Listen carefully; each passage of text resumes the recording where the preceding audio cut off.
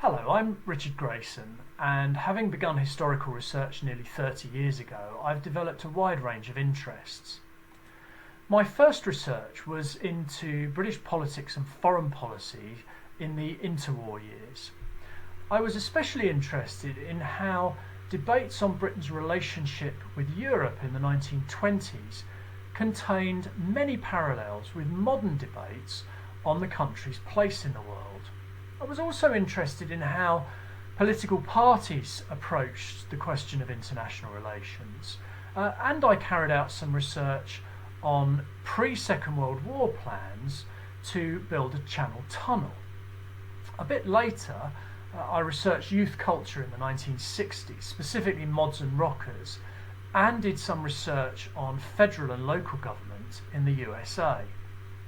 But I've not always been an academic. In the late 1990s and early 2000s, I worked in politics in Westminster. During that time, I developed interest in the First World War military history of my own family, they're pictured here, in what is now Northern Ireland. And returning to academia in 2004, I've since worked on Ireland's First World War. In my 4 books on that subject so far, my interests have partly been around how the war has been remembered in a sectarian and a political manner.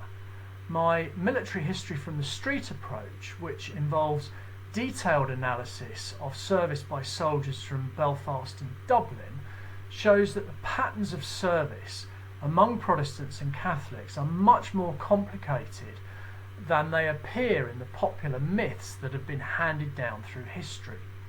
I've also researched British soldiers who went on to join the Irish Republican Army during the War of Independence, and as part of all this work I do much with local history groups and have contributed to several television programmes.